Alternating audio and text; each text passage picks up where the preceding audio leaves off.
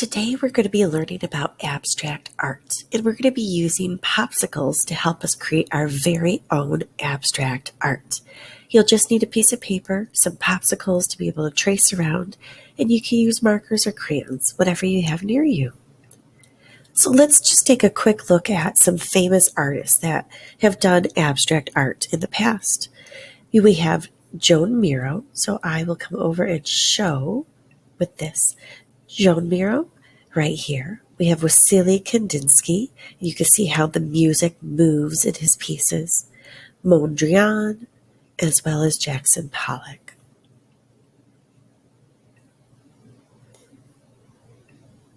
Now, abstract art is art that does not represent real life, but it tries to, using shapes, color, form, and textures. And here you can see just a variety of some famous artists and how varied and different all of them are. So let's get ready to dive into our very own abstract art. For our project today, we're going to be using a 9x12 piece of paper, and then we're going to be using popsicle sticks. So you can use whatever popsicle stick that size that you have. I've got a larger one and a smaller one, but you could also intermix if you so choose to do that as well. When you do your project, you can have it either having it going the landscape way or the portrait way. It doesn't matter on whatever's easiest on you. So how we begin is we're going to take our popsicle stick, and we're also going to take a marker. So you can use any marker color that you would like, and we're going to work on overlapping and lots of tracing.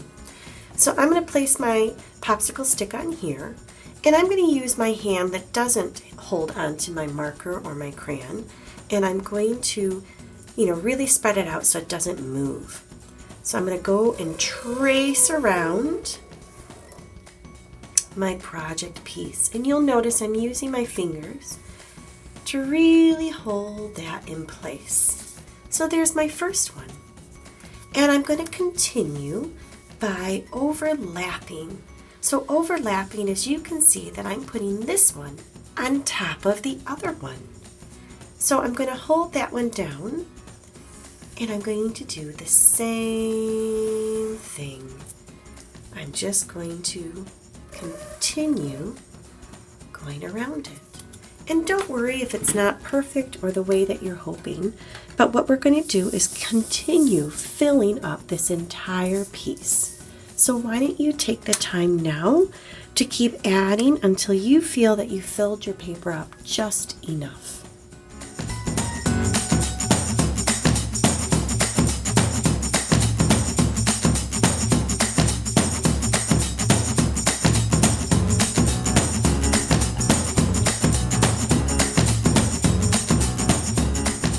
Now comes the fun part.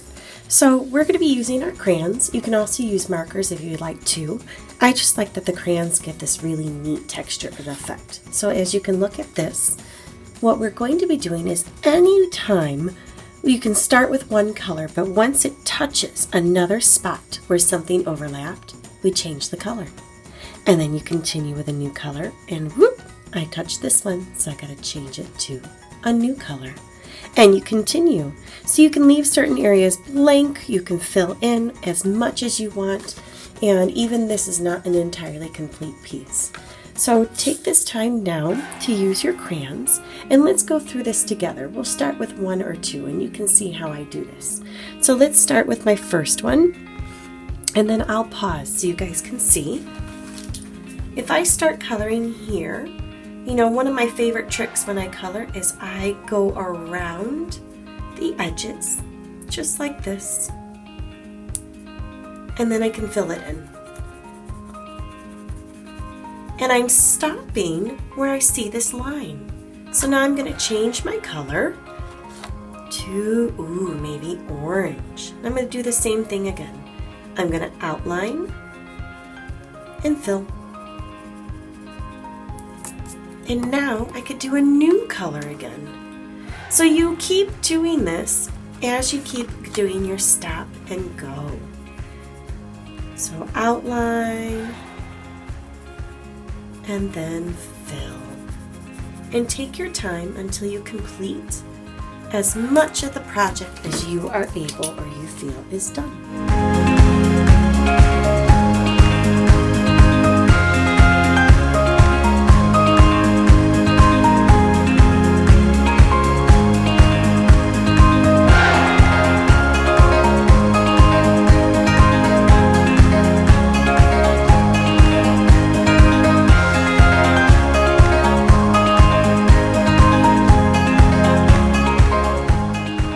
Once you're done, there's so many different things that you could do. You could do a texture rubbing on the back of this, leave it just plain white. You could even watercolor the background or do the markers on some aluminum foil and stick it on to make a cool design. So once you're done with this, just take a picture and post it on Artsonia for me.